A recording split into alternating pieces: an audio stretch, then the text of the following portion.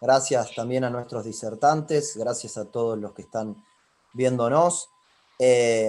Sabemos que estamos atravesando un momento sumamente delicado en Argentina, el mundo también lo está atravesando, Argentina particularmente con una crisis sanitaria y también una crisis social y económica. Y bueno, qué mejor que hablar con nuestros disertantes de lujos en este panel que se titula Negocios frente a la crisis. Tenemos a Tali Salomón, que es economista, que es especialista en criptomonedas y es directora general de eToro para España y Latinoamérica. Tenemos también a Silvia Bula, presidente de Danisco Argentina, directora de IFF para People Services América Latina, y también lo tenemos a Damián Tabacman, arquitecto, máster en finanzas, presidente de la Cámara Empresaria de Desarrolladores Urbanos de Argentina. Vamos a comenzar este panel dialogando con Tali Salomón, que además está en Israel y tiene varias horas de diferencia, ya creo que serán unas 6 horas más tarde o por ahí, si no estoy muy confundido. Tali, muchísimas gracias por estar aquí conversando con nosotros en este foro de economía y negocios. Gracias a ustedes por darme el honor. Creo que me pongo más nerviosa disertando acá que disertando en España. Debe ser porque es de mi tierra. Pero bueno, si querés empiezo un poco lo que les vengo a contar. Sí, claro, Tali, cada uno va a tener 15 minutos y después, si estamos bien de tiempo, vamos a tratar de poder también transmitirles alguna pregunta del público. Muy bien, entonces bueno, yo voy a empezar con una presentación que les preparé. La idea es darles un poco sobre el tema de cómo yo veo el sistema financiero, la crisis que nos aconteció en todo el mundo, viene también a dar una idea de lo que pasa con el sistema financiero y cuáles son las ineficiencias del sistema. Obviamente no quiero posicionarme políticamente bajo ningún concepto, pero sí me gustaría citar a alguien que lo aprendí en la Fundación Libertad cuando yo estaba en la universidad, cuando estudié en la Universidad Nacional de Rosario, que es Hayek, donde él cité esta frase que seguro a todos les va a llegar mucho por ser argentinos, que es que no creo que sea una exageración decir que la historia es en gran medida una historia de inflación y generalmente de inflaciones diseñadas por los gobiernos y para la ganancia de los gobiernos. ¿A qué me refiero con esto? Que los mismos gobiernos con sus políticas monetarias expansivas generan la inflación. Y en este momento, con la crisis del coronavirus, lo podemos ver. Los gobiernos, para sacarnos de la crisis financiera que estamos viviendo a nivel mundial, y por supuesto también es una crisis sanitaria, lo que empezaron a hacer, la política a la que eligieron fue la expansión, o sea, imprimir dinero, por decirlo de una forma fácil. Entonces, una de las primeras cosas que hizo la Fed en marzo del 2020 fue reducir la tasa de interés, pero además de eso lanzó un programa de expansión cuantitativa de más de 750.000 millones de dólares. A eso le siguió también China, la Unión Europea, UK y Japón. Y acá podemos ver que la mayoría del 30% de los dólares en circulación fueron impresos en el último año. Entonces, esta, digamos, política de la expansiva, obviamente esto genera inflación y también genera una deuda que en algún momento la vamos a tener que pagar. Entonces, nosotros en nuestra postura vemos como respuesta a esta ineficiencia, ¿no? De que los gobiernos tienen que tomar las decisiones financieras y manejar el sector financiero e intervenir en el sector financiero. Vemos como que una respuesta a eso es Bitcoin. Bitcoin lo digo como para representar a los criptoactivos. No me estoy refiriendo a Bitcoin exactamente, pero bueno, Bitcoin es la más popular en este momento. Y lo vemos como que es una respuesta hacia las ineficiencias que hay en el sistema financiero. Ya también, no se olviden que Bitcoin se crea después de la crisis del 2008 en respuesta a esa misma crisis. Y hoy en día se volvió aún más popular en respuesta a la crisis que estamos pasando ahora. Entonces simplemente quiero repasarles algunas cosas. Elegí poner a Mafalda, ¿no? Paren el mundo que me quiero bajar, porque realmente la aceleración de todo lo que está pasando en este momento es increíble, especialmente toda la aceleración digital, ¿no? Por ejemplo, la directora ejecutiva de Microsoft decía, hemos visto 2 años de transformación digital en pocos meses, en 2 meses. Y justamente es eso, o sea, hoy en día estamos dando una conferencia por Zoom, estoy en Israel dando una conferencia en Argentina, lo cual es un honor grandísimo, pero nunca me lo hubiese imaginado sin tomarme un avión de 14 horas. Entonces, esa transformación digital obviamente ayuda a que podamos también transformar el sistema financiero y que tengamos las oportunidades y las herramientas para que el sistema financiero evolucione. Obviamente que cada vez que hemos cambiado de medio de cambio, por ejemplo, de cabeza de ganados a metales o de metales digamos, al dinero papel, es porque algo ha cambiado también en nuestro desarrollo y en nuestra evolución como humanos. Entonces, en este momento el mundo se enfrenta a un exceso de dinero fiat y, por supuesto, por ejemplo, el suministro de Bitcoin se dirige en dirección opuesta. Cada vez va a haber menos creación de Bitcoin, o sea, ya se está por terminar la cantidad de Bitcoin que se tiene que crear. Hay una pérdida de confianza en el sistema financiero actual. Por ejemplo, los millennials cada vez creen más en este sistema descentralizado. Y como decía antes, una aceleración digital que puede acelerar esta evolución del sistema financiero. La tecnología de blockchain ahora aparece como un foco de atención sobre nuestro ecosistema financiero y también sobre la vida diaria. Hay muchas empresas hoy en día que están utilizando blockchain para diferentes cosas que hacen, ¿no? La ventaja, digamos, de los criptoactivos, primero quiero decir algo que dijo el CEO de eToro y me parece excelente. Dice, el Bitcoin es limitado, pero la cantidad de gente que cree es ilimitada. Entonces, para cuando nosotros decimos qué va a pasar, es una burbuja, que va a desaparecer, o qué pasa si es una estafa o eso, tenemos que tener en cuenta que cada vez más las personas creen en eso. Y al final, ¿qué es el dinero? Una creencia en creencia. Entonces, cada vez más personas, y es ilimitada la cantidad de personas que están creyendo en el valor de los criptoactivos. La ventaja de los criptoactivos es que es una divisa internacional. Perdemos ese valor de que el peso contra el dólar, el euro y todo el tema de las transacciones internacionales en divisas. Por otro lado, el tema de la seguridad, es mucho más difícil falsificarlo, está todo basado en una tecnología. Además es una moneda descentralizada, es decir, que tiene una independencia, que es la que estamos hablando ahora, se vuelve independiente de los gobiernos y de los bancos centrales, que no podrían interferir con políticas monetarias expansivas, y las transacciones son mucho más ágiles, ¿no? Ahora una transferencia bancaria puede tardar hasta un día, o bien, dependiendo del país, puede tardar también 5 días. Cuando uno transfiere una cripto de un wallet al otro es casi automático. Y también otra cosa, el valor se puede conocer 24/7, es muy distinto al mercado financiero que hoy conocemos, que si uno quiere abrir una posición en Apple, tiene que esperar que esté abierto el mercado americano, o sea, en cripto también los fines de semana no se descansa. Eso me decía la otra vez un español, el chiste que me dijo el español, desde que crearon cripto ya nos quedamos también sin fin de semana. Y las desventajas, por supuesto, es que tiene riesgos, invertir en estos activos tiene riesgo, hay una volatilidad muy grande últimamente, más allá que los institucionales también están entrando y que ahora se aprobó en Alemania que se puede, los institucionales pueden invertir más de un 30% de sus portafolios dentro de criptos, sigue existiendo mucha volatilidad y mucha especulación. Su aceptación es limitada, por ahora su aceptación es limitada, no en todos lados la aceptan y hay bastantes regulaciones que ahora vamos a hablar. Y otra cosa que en nuestros países también genera una pregunta es esto de la necesidad de Internet. O sea, acá en Europa no piensan sobre que eso es una limitación, pero en nuestros países sí, ahí está la limitación que se necesita Internet para estar conectado.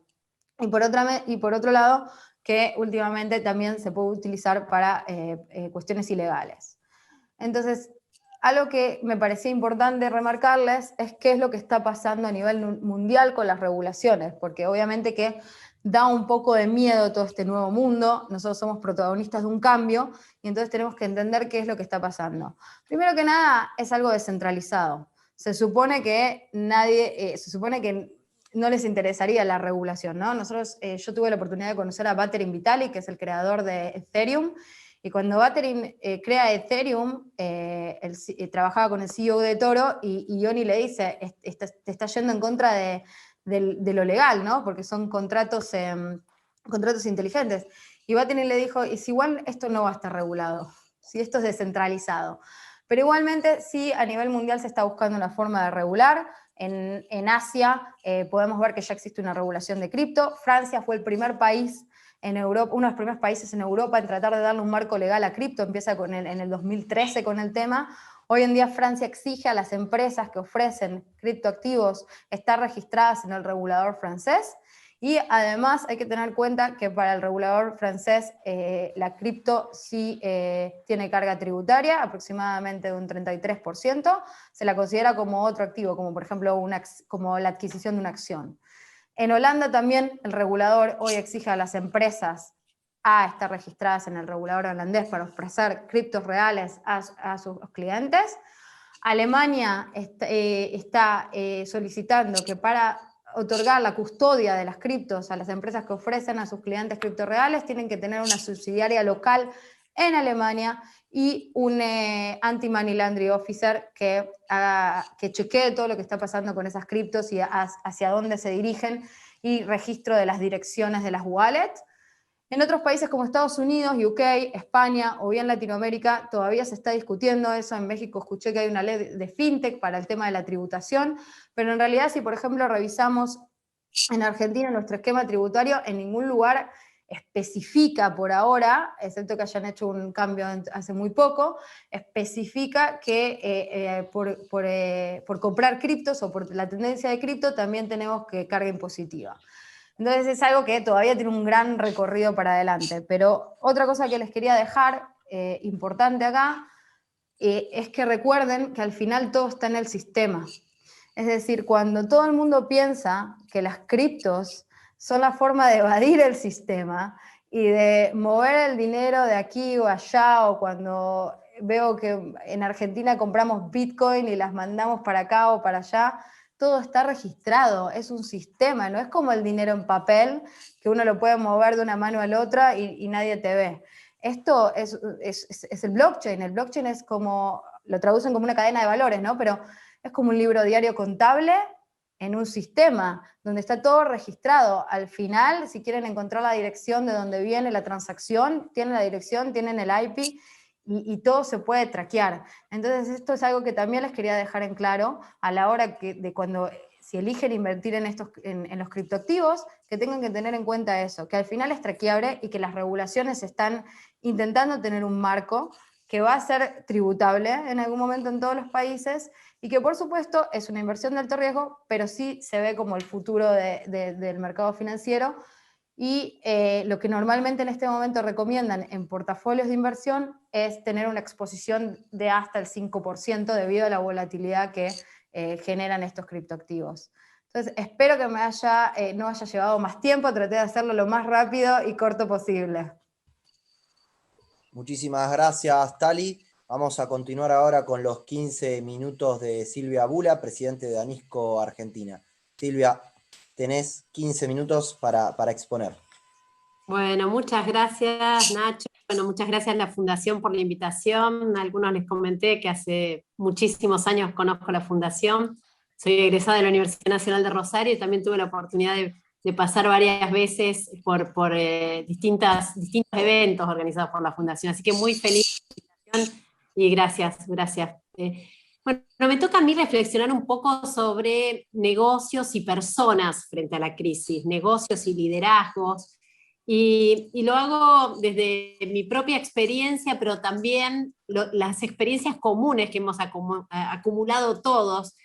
Y a lo largo de mi vida profesional, que son 30 años ya de profesión y de trabajar en distintos momentos, en distintas partes de una organización. En principio, mis primeros 30 años de carrera los hice en DuPont, y hace unos 3 meses que estoy en IFF gracias a una adquisición que esta compañía hizo de uno de los negocios de DuPont. Y a lo largo de estos años me ha tocado atravesar distintos tipos de crisis. Crisis que tuvieron que ver con compras de nuevas compañías, con cierres de negocios, con fusiones, con adquisiciones de empresas de otros rubros.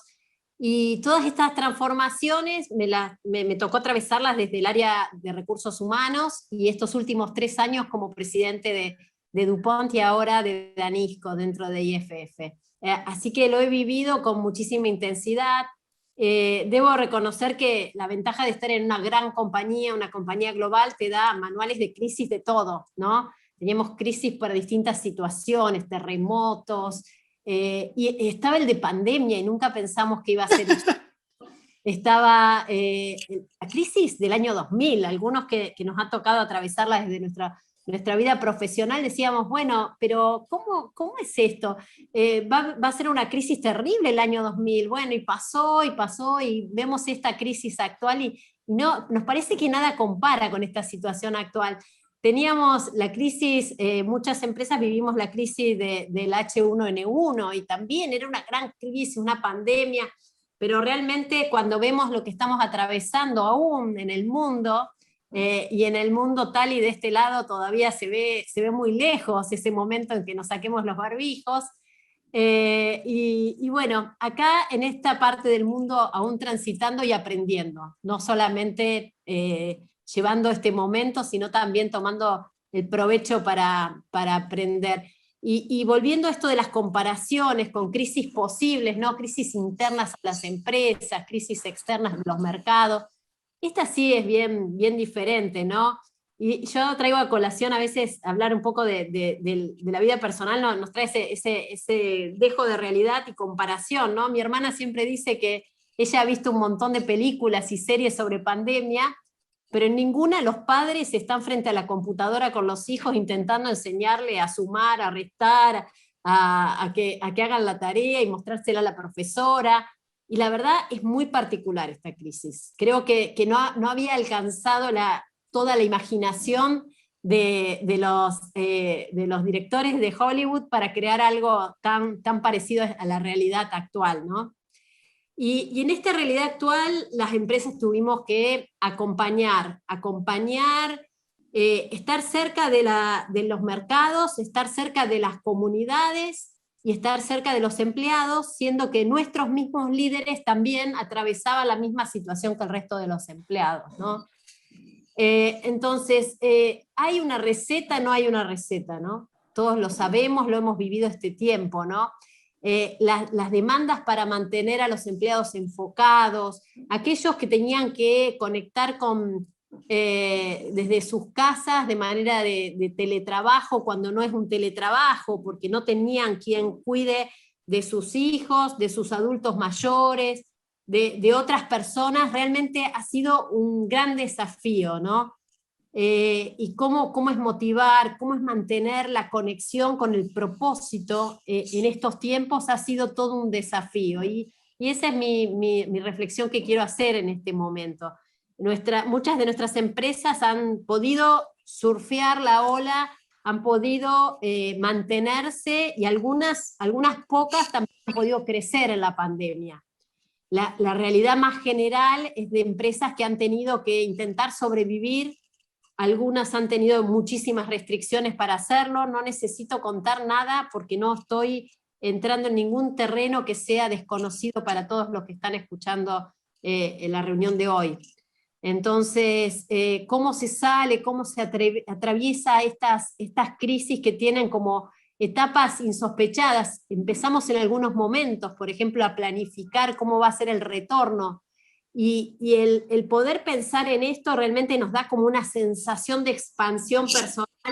Los que estamos en las empresas multinacionales se habla de estos procesos que ahora le llaman return to work, y ahí planteamos cuál va a ser el momento, cómo va a ser, qué hemos aprendido de estos tiempos, cuántas cosas pueden hacerse de manera diferente y que muchos líderes no lo estábamos tomando provecho de esa forma de hacer diferente. Entonces, pensando un poco en el liderazgo, cómo hemos atravesado y cómo estamos atravesando. Yo a veces escucho algunas reflexiones sobre cómo fue la pandemia. No fue la pandemia. La pandemia está siendo, ¿no? Y la estamos viviendo y cómo la estamos atravesando. Se habla de qué tipo de liderazgo ha sido más exitoso en la pandemia. Muchas veces tenemos esos modelos de liderazgo tipo superhéroe, ¿no? Donde había una persona que venía, tenía como mucha fuerza como que sabía qué decisiones había que tomar, eran muy analíticos, muy resolutorios. A veces ese tipo de liderazgo, tal vez en la mente más tradicional lo asociamos con un liderazgo muy masculino, muy de data, muy analítico, pero realmente muchas veces en este tiempo hemos visto liderazgos en pandemia de grandes mujeres líderes que han desafiado y se han destacado en el manejo de la pandemia, ¿no? Y en esos liderazgos, ¿qué podemos reconocer? Empatía, flexibilidad, comunicación, escucha activa, resiliencia, todas características que tradicionalmente se podían conjugar con un universo femenino. Y creo que hoy ya no podemos dividir tantas las realidades, ¿no? Necesitamos grandes equipos, equipos de líderes, equipos de personas tomando decisiones e implementándolas de una manera diversa. También otros mitos que han caído durante la pandemia, ¿no? Es la incorporación de la tecnología, recién Tali lo decía muy fuerte, ¿no? ¿Qué cosas están llegando y se quedaron, ¿no?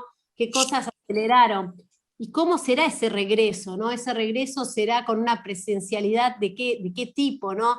Hemos aprendido que muchas más cosas podemos hacer de manera remota, hemos aprendido que muchas decisiones que se podían tomar en reuniones extensas se pueden tomar en pequeñas reuniones, pero también hemos aprendido cuánto extrañamos el contacto, cuánto extrañamos encontrarnos, y también ese sentido de invertir tiempo en las relaciones, que esta pandemia nos está dejando como el ser mucho más efectivos, una eficiencia que tiene que ver, me conecto por media hora, tomo la decisión que tengo que tomar y sigo. Y la realidad es que nos están faltando esos cafecitos, esos happy hours, esas cenas interminables que muchas veces resolvíamos fácilmente varios negocios. Entonces, creo que estamos con momento de recalibrar, ¿no? Y en este recalibrar hay muchas pruebas que vamos haciendo, y cuando estamos en compañías de innovación o en empresas o en microemprendimientos que tienen que innovar, hay un concepto que usamos de equivocarnos rápido, fail fast, salir rápido de los errores, nunca más atinado para aplicar en este periodo, ¿no? ¿Cuántas oportunidades de probar cosas hemos tenido? Cosas que funcionaron muy fuertes al principio, ¿no? Esto de tener las clases de stretching por Zoom, las clases, visto mucho de esto de estos grupos de autoayuda que hicimos por Zoom, funcionaron espectacularmente en un momento, y llegan otros momentos donde hay un agotamiento de modelos que tenemos que salir rápido, cuando ya no sigue siendo la misma química, y no sigue siendo la misma la necesidad, ¿no? Porque muchas cosas se han perpetuado en el tiempo. Entonces, como reflexiones de títulos, así que yo quiero dejar, es, bueno, los líderes más que nunca han sido observados. Nada queda escondido, ¿no? Entonces, cuán importantes son estos líderes transparentes y empáticos en las organizaciones, que se muestran tan frágiles como son, tan vulnerables como cualquiera de los colaboradores, pero que están dispuestos a atravesar la crisis con el otro, escucharlos, entenderlos, ponerse en sus zapatos, y así poder lograr, de otra manera, lograr los resultados que antes nos eran mucho más sencillos. Otra cosa que siempre hablábamos, el cambio será una constante, digamos, es obvio, ya es obvio. Pero también es obvio cómo tenemos que revisitar nuestra propia capacitación. Nosotros como líderes, cómo estamos a la altura de las circunstancias para seguir aprendiendo, cómo nuestras universidades están preparando a las generaciones futuras, y cómo las generaciones presentes que lideran se autopreparan para inventarse y reinventarse, porque no hay libros que nos enseñe lo que estamos haciendo hoy. Otro tema más, así como para poder reflexionar sobre la vulnerabilidad. Esa palabra era una palabra que estaba desterrada del diccionario de los líderes. Los líderes teníamos que tener todas las respuestas, saber todo lo que teníamos que hacer y estar como muy preparados para decir exactamente y sacar el libreto correspondiente en cada una de las circunstancias. Hoy, líderes que saben todo, líderes que no son capaces de admitir sus errores, líderes que no son capaces de mostrarse vulnerables, dejan de ser creíbles.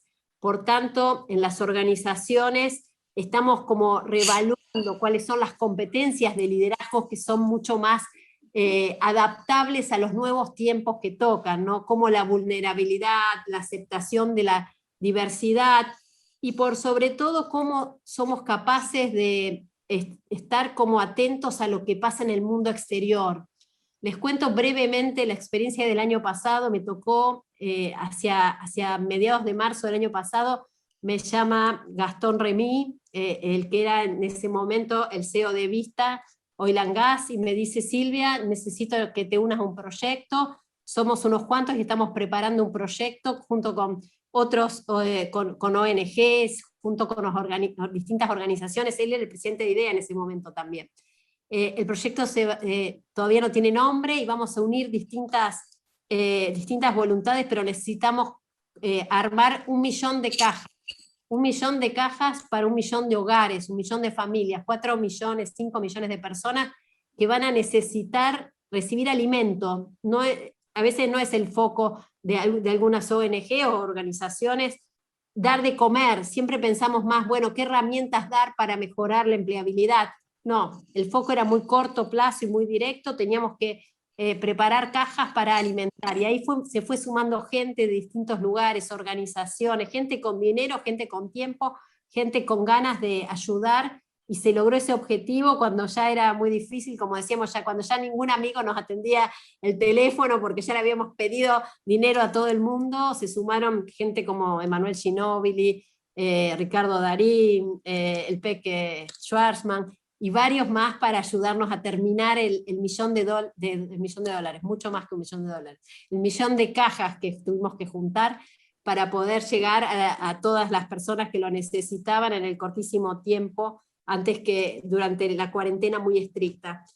Traigo esto para decir, los líderes que no solo miran lo que pasa internamente, las oportunidades comerciales, sino que están presentes, insertos en las sociedades y tomando compromisos para poder acompañar estas nuevas demandas. Y ya también son demandas no solo de los negocios, no solo de la atractividad que puede tener una compañía, sino son demandas que pueden hacer que una compañía sea un ciudadano social en un ambiente y en un momento, o puede salir del mercado por no serlo. Entonces, creo que con esto un poco, ya estoy terminando, les quería dejar este mensaje, ¿no? Estos líderes que aparecieron, emergieron durante este periodo tan fuerte de crisis, y aún la estamos transitando. Creo que son nuevos estilos de liderazgo muy importantes para el futuro, y una demanda nueva que las nuevas generaciones nos van a exigir a todos, como empresas, como organizaciones y también como ciudadanos. Así que eso era lo que quería compartir. Estoy abierta después para el diálogo entre todos. Muchas gracias a la Fundación. Muchísimas gracias, Silvia. Ahora tenemos el turno de Damián Tabacman, presidente de la Cámara Empresaria de Desarrolladores Urbanos de Argentina. Damián, contás con tus 15 minutos. Muchas gracias. Bueno, muchas gracias. Gracias, Néstor, gracias, Nacho, por darme esta posibilidad. Muchas gracias a la Fundación por esta invitación. Ya tuve otras oportunidades en el pasado de estar en forma presencial en otros encuentros, y siempre es un orgullo y un honor tener la oportunidad de compartir este espacio tan interesante con ustedes. La verdad que, por supuesto, me encantó la presentación de Silvia y la felicito. Es muy inspiradora, muy impactante la historia del millón de cajas, y ojalá sirva como norte para que todos podamos a futuro aportar nuestro granito de arena al devenir de nuestra sociedad tan castigada al día de hoy. Y respecto de Tali, por supuesto, me siento a años luz de distancia, ¿verdad? No solamente física, porque estamos lejísimos de Israel, no solamente por edad, ¿verdad? Porque ella es muy jovencita, sino también porque, bueno, lo mío es la construcción de verdad, ¿no? La construcción en el sentido, todas son ciertas, pero esta en particular es ladrillo arriba de ladrillo, que es seguramente la contracara más antitética que uno puede encontrar respecto del mundo de la criptoeconomía, la virtualidad, el blockchain y no sé cuántas cosas de las cuales, por supuesto, no entiendo nada, pero que debería aprender a esta altura de mi vida, aunque sea un poco más grande, ¿no?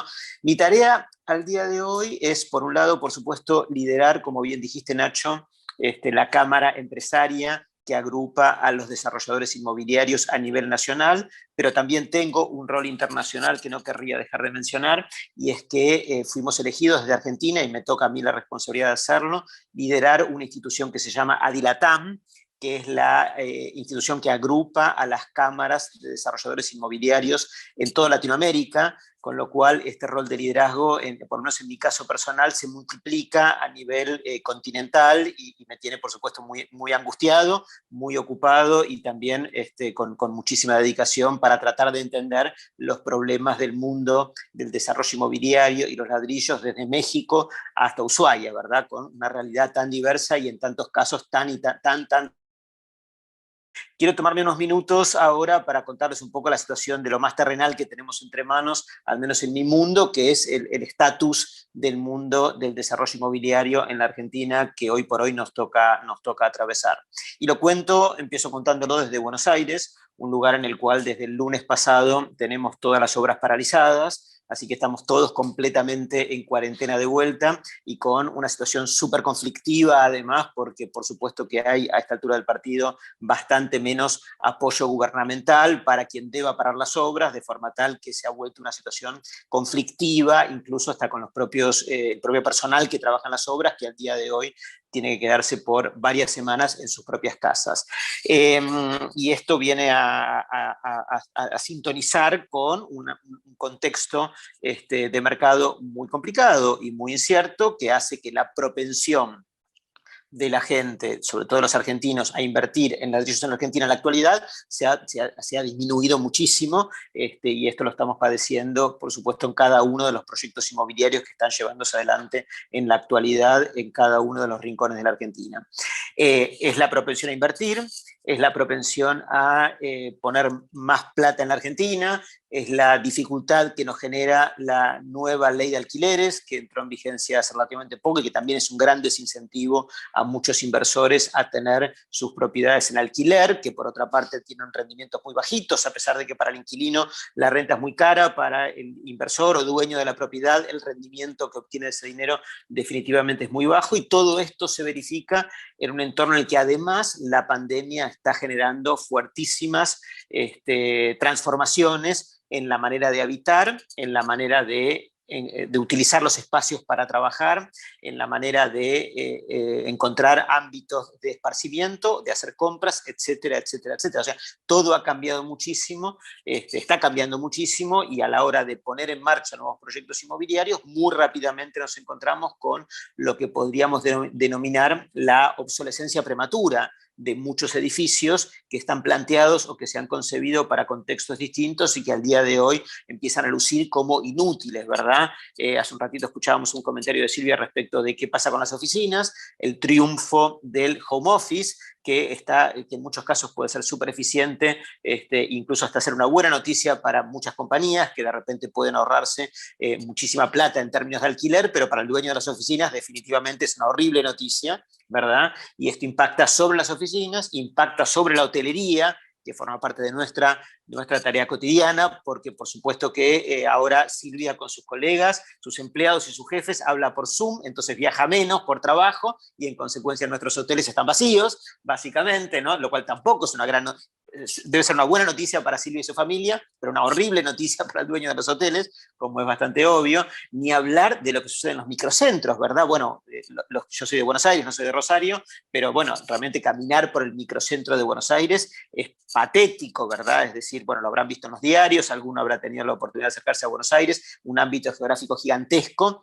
que está en un acelerado proceso hacia la tuburización, ¿verdad? Como lo decimos nosotros técnicamente, es decir, en una depresión definitivamente muy fuerte y muy difícil de transformar.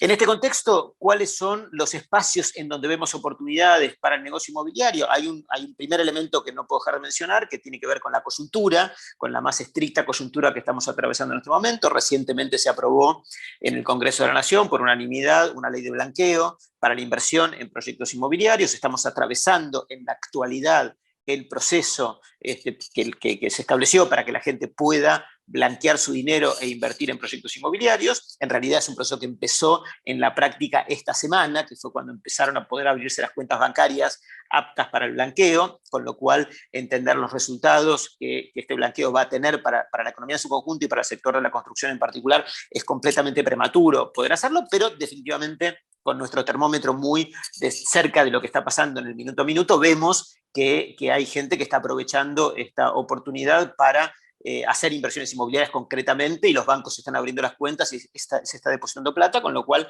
ahí hay una cosa que vale la pena mencionar, que vale la pena recordar, vale la pena incluso pasar el aviso y recordar bueno, que de repente tenemos un tiempito por delante para aprovechar esta situación y apostar por los ladrillos en la Argentina en este momento, aún con dinero no declarado, que puede regularizarse de la mano de este blanqueo aprobado por el Congreso de la Nación y ya completamente vigente. La segunda variable importante tiene que ver con esta dinámica de los productos, ¿verdad?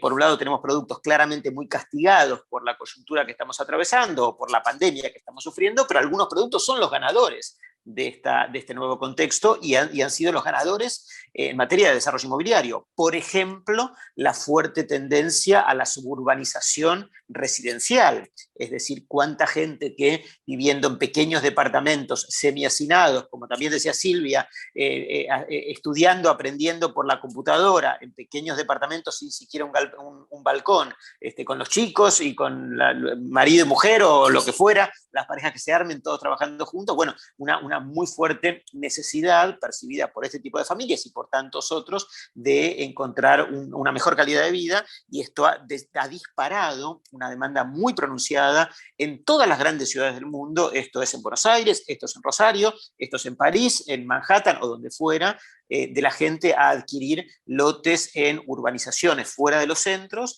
y a construirse su vivienda disponiendo de un jardín y de mejores terrazas y una mejor calidad de vida. Esto ha generado una ventana de oportunidad muy importante en nuestro sector, muchos lo están capitalizando. En Rosario hay ejemplos claros en esta materia, pero no son excepciones los rosarinos, sino que en realidad es una tendencia global y vale la pena orientarse a ese nicho de oportunidad a la hora de mirar la posibilidad de hacer inversiones inmobiliarias. Otro sector que ha estado entre los ganadores de la pandemia es el que tiene que ver con las inversiones en logística orientadas o que le dan soporte inmobiliario al e-commerce. El e-commerce ha crecido fenomenalmente, se ha explotado, bueno, porque tantos en nuestras casas comprando por Mercado Libre o lo que fuera, permanentemente. Eso hace que en algún lado la mercadería que uno quiere recibir en su casa rapidísimo deba ser almacenada, y esto da espacio a un negocio de nicho inmobiliario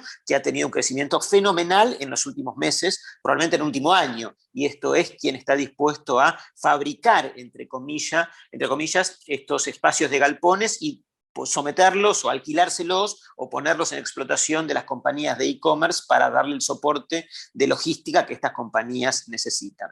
Y después también tenemos un segmento de oportunidad interesante o atractivo que se presenta en los centros urbanos, no en los microcentros, pero sí en los centros urbanos, sobre todo en los barrios residenciales más premium, en los cuales uno encuentra que el proceso de evaluación que hemos tenido desde el gobierno anterior al gobierno actual ha generado un gran abaratamiento de los insumos en general en la Argentina, y esto abarca también al sector de la construcción, al sector inmobiliario. De hecho, hemos verificado un muy fuerte abaratamiento del costo de construcción. Depende de cuándo uno lo mida, puede ser un costo muy pronunciado o bastante pronunciado. Las obras, por supuesto, que no se hacen de un día para otro, sino que son procesos relativamente largos. Y en nuestro caso, bueno, por supuesto que cuando el dólar estaba en 200 hace 6 meses atrás y recién estábamos saliendo de la pandemia, el costo de construcción en la Argentina era completamente regalado. En la actualidad no es tan barato, porque el dólar ya no está a 200, sino que ha bajado, y también se ha verificado un proceso inflacionario en nuestro sector, pero aún así los valores que tenemos están muy por debajo de los que teníamos hace 2 o 3 años, con lo cual se presentan algunos elementos que vale la pena tener en cuenta. Quien esté, por ejemplo, hoy decidiendo hacer una inversión inmobiliaria, puede hacerla aprovechando el blanqueo, puede hacerla con plata no declarada, es completamente legal, entre comillas, hacerlo de esa manera, es un incentivo a hacerlo, el hecho de poder orientarse a aplicarlo en proyectos urbanos, orientarse a aplicarlo en emprendimientos vinculados a este negocio de la logística, como nota de color o como negocio de nicho estoy planteando, o por supuesto el fabricar metros cuadrados en lugares de buen nivel socioeconómico en las ciudades importantes de la Argentina, porque ahí tenemos un fuerte abaratamiento del costo de construcción con precios de venta que todavía han resistido muy bien en dólares, de forma tal que es una manera inteligente de dolarizarse y de apostar por un activo que en el tiempo debería ir ganando valor. Con lo cual, creemos que más allá de este contexto adverso que estamos viviendo, de una situación de mucho desánimo generalizado, por supuesto que de grandes problemas sanitarios, que son indiscutibles y sobre todo que son aquellos temas en los cuales, por supuesto, todo el mundo tiene que prestar muchísima atención, pero hay nichos, hay oportunidades, hay sectores en los que por los que uno podría apostar. Son momentos difíciles en los cuales, lo que luce es aquel que de verdad es lo que llamamos un inversor de raza, ¿verdad? Aquel que cuando casi nadie está dispuesto a hacerlo, ¿verdad? Cuando desde lo contracíclico uno de repente encuentra oportunidades, puede detectar algunos nichos en los cuales yo creo personalmente que vale la pena hacer una apuesta en la expectativa que en algún momento esto va a traer sus frutos y se va finalmente a revalorizar. Muchísimas gracias, Damián. No sé si está Tali, si está Tali por ahí, que le quería hacer un comentario, una pregunta. Acá estoy. ¿Escuchás bien? Acá estoy. Sí, se escucha perfecto, Tali, gracias. Tali, me sorprendía de tu disertación que comentabas que en Estados Unidos el 30% de los dólares en circulación fueron emitidos en el último año. Y que hablabas esto de cómo está creciendo el tema de las criptomonedas y demás, como en defensa de la gente, de los ciudadanos a la desmedida emisión monetaria que están haciendo los distintos gobiernos del mundo, pero después hablabas de las desventajas que tiene aceptación limitada, y ahí en una de tus placas decía aceptación limitada por ahora. ¿Crees que esta aceptación está creciendo como aparentemente crecen también sus valores de las criptomonedas de manera exponencial? ¿Cómo ves que esté creciendo también acá en nuestro país, en Argentina? Porque también una de las desventajas de las que hablaba era de que se necesitaba internet, y bueno, lamentablemente Argentina tiene altos índices de pobreza, lo cual esto indica de que muchas personas lamentablemente no tienen acceso a internet. Comentame un poquito eso de la manera más acotada y breve que puedas, porque ya estamos cerca y le quiero también hacer una pregunta a Silvia y a Damián, por favor. No, por supuesto, es una excelente pregunta y es un poco complicada acotarla, pero la aceptación cada vez es más grande. Realmente se ve un proceso de aceptación, se ve un cambio. Por ejemplo, algo que puedo remarcar de nuestro país, que es mi mayor orgullo, es Mercado Libre. Mercado Libre hoy está dando la posibilidad de hacer transacciones con cripto, y obviamente que es un gran competidor para Amazon Mercado Libre, así que ahí tenés un ejemplo de empresa argentina.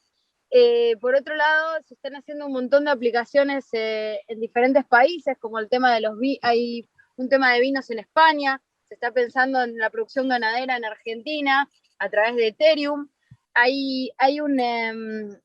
Nosotros creamos una empresa, una aplicación filantrópica que se llama Good Dollar, que es para analizar la redistribución del ingreso a nivel universal, y es una cripto. Y si te fijas y entras a Good Dollar, a la página de Good Dollar, y ves el dashboard de quién está usando esta cripto, Argentina es el país que más la está reclamando, Argentina se creó en Facebook un Good Market, donde cada uno está poniendo un valor a los servicios que ofrece en Good Dollar y están haciendo transacciones de servicios. Yo sí creo que en Argentina está muy desarrollado el tema cripto, hay gente con mucho conocimiento sobre el tema, y creo que sí, que Internet es una de nuestras desventajas, pero creo que en países donde menos confianza uno tiene en la moneda es donde más se está desarrollando el tema cripto. Muy clara tu respuesta, Tali. Bueno, voy a pasar a hacerle una pregunta a Silvia. Silvia, vos comentabas la importancia, el rol fundamental que han tenido los líderes en estos momentos de pandemia, y hablaste de que el cambio es constante, que ya venía de antes, pero evidentemente más ahora con todo lo de la pandemia, la cuarentena. Ahora, un cambio constante requeriría, si no me estoy confundiendo, de una enorme capacidad de adaptabilidad, ¿no? De adaptarse a las nuevas circunstancias, a las nuevas situaciones. ¿Cómo estás viendo vos esto en los líderes, líderes de empresas, de emprendimientos? ¿Cómo lo estás viendo? Y preguntarte si aquellos que quedaron en el camino, porque lamentablemente esta crisis se ha llevado a muchos comercios y a muchas empresas, si ves que ese espíritu emprendedor, ese espíritu de líder, de llevar adelante una organización, va a hacer que estos vuelvan a reemprender algo en Argentina, o pensás de que se puede producir una especie de éxodo, que se vayan a desarrollar este espíritu emprendedor de liderazgo a otro país? Bueno, Nacho, dos preguntas, creo que bien distintas. Una tiene que ver con las habilidades de los líderes. Creo que veo más y más muchos líderes participando en foros como este y de otras organizaciones, intentando tener digamos, una caja de herramientas más completa. La experiencia siempre es una de las mejores, pero también el estar, tener la posibilidad de ser mentoreado por otras personas, el recibir feedback, siempre también es un espacio de aprendizaje para los líderes. Y en cuanto a qué va a pasar con los emprendedores o con los propietarios de empresas, es una pregunta compleja y creo que tiene muchas variables, ¿no? Y esto del tema de quiénes van a emigrar, realmente son muchísimas las variables que influyen en esa decisión. Cuando una persona llega a un momento donde su emprendimiento no consigue los resultados, y puede ser por situaciones como las actuales, que realmente han puesto en jaque muchos negocios, hay varios caminos posibles, y yo creo que esos aprendizajes el aprender de los fracasos es una gran herramienta, pero la verdad es que también hay que tener nuevas oportunidades para volver al ruedo y a tener la chance de emprender. En ese sentido, creo que hay muchos emprendedores que han optado por ir a otros países, probar otras realidades, pero también hay algunos que son como argentinos, así con muchísimo corazón, y que ponen todo aquí en el país, y ojalá puedan conseguir los incentivos necesarios para que nuestro país pueda seguir siendo atractivo. Yo espero realmente de corazón, amo mi país y creo que sería buenísimo, así como muchos han venido a nuestro país a lo largo de la historia, porque han visto todo lo bueno que tiene nuestro país. Tiene climas increíbles, tiene un uso horario también muy bueno para hacer negocios, tiene un montón de gente muy bien capacitada. Entonces, mirándolo desde el lado positivo, yo espero, y mi esperanza me dice que tenemos que tener una nueva chance y una oportunidad. Muchísimas gracias, Silvia. Damián, te consulto, ya para ir cerrando con este panel. Cuando estaban en la gestión de Mauricio Macri, el blanqueo fue exitoso, pero los que blanquearon luego fueron alcanzados por el impuesto a la riqueza y quedaron muy enojados, ¿no? Entonces, la pregunta es, hoy, ¿por qué alguien se arriesgaría a blanquear? De paso, te anexo otra pregunta más. Si el blanqueo está apuntado a la clase media o a las grandes fortunas. No, está orientado claramente. Hay como dos segmentos que están respondiendo bien al día de hoy. Uno es la clase media, que es un segmento que no fue tentado por el blanqueo anterior, o sea, el blanqueo de la época de Macri apuntó a otro segmento, y ese probablemente no vuelva a participar en el blanqueo actual, es lo más probable. Este otro está mucho más orientado al que tiene algún ahorro para adquirir un departamento, quizás para comprarle el departamento a su hijo, que viene juntando un poco, que se está por casar, por decir algo, que viene juntando un poco de plata hace algunos años, que la tiene guardada en alguna caja de seguridad no declarada, y que hoy se le juntan dos o tres cosas. La primera es la posibilidad de hacerlo con plata no declarada. que esto no es siempre posible, ¿verdad? O sea, y no se puede adquirir un inmueble sin nada de plata declarada, eso no se puede, con lo cual el que venía juntando plata para poder hacer esa transacción, bueno, ahora se le abre una ventana de oportunidad que vale la pena capitalizarla. Primera cuestión. Segunda cuestión, respecto casualmente de la época de Macri, es sustancialmente más barato comprarle un departamento a tu hijo que en aquella época. Yo diría por lo menos un 30%, quizás un 40% si no busco oportunidades. Y la verdad que es más atractivo y más fácil y más accesible, más barato que más caro, obviamente. Y en tercer lugar, es un blanqueo bastante barato. Es decir, la alícuota que se está cobrando para este primer periodo, que es el que estamos transcurriendo en la actualidad, lo que la AFIP cobra es el 5%, pero es el 5% en computado el dólar oficial, con lo cual si uno lo pasa al dólar de verdad, es el 3 y pico. Depende de la paridad, pero es más o menos 3 y pico. 3 y pico realmente es bastante barato, con lo cual hay planetas que se alinean para incentivar a que ese segmento aproveche este blanqueo. Y también es un blanqueo que está siendo aprovechado por los propios desarrolladores. Es una forma de poder acomodar las variables impositivas de un proyecto que está en construcción. La suma de las dos cosas va a dar un monto de blanqueo que no va a tener nada que ver con los volúmenes alcanzados por el blanqueo anterior, pero bueno, esto es un blanqueo muy de nicho, ¿verdad? Es un blanqueo muy específico, exclusivamente para invertir en pozos en construcción, ¿verdad? El blanqueo anterior era se podía perfectamente dejar la plata afuera, dejarla libremente en cualquier cosa, y era completamente lícito, digamos. Este blanqueo no sirve para, es un blanqueo muy productivo, por llamarlo de alguna manera, que tiene por expectativas, porque además es un blanqueo que no permite que alguien se compre un departamento usado. O sea, eso tampoco se puede hacer, está prohibido, ¿verdad? O sea, en lo único que se puede invertir para aprovechar el blanqueo es en algo que se va a construir, con lo cual tiene por objetivo el promover la construcción, es decir, que haya inversión en la Argentina, inversión en ladrillo, generación de empleo, en las obras, etcétera, etcétera. Es un blanqueo barato, que hay una ventana de oportunidad corta para poder aplicarlo, pero está muy orientado a esta regeneración de trabajo en la Argentina. Muchísimas gracias, Damián. Muchísimas gracias a los tres, Damián, Silvia y Tali.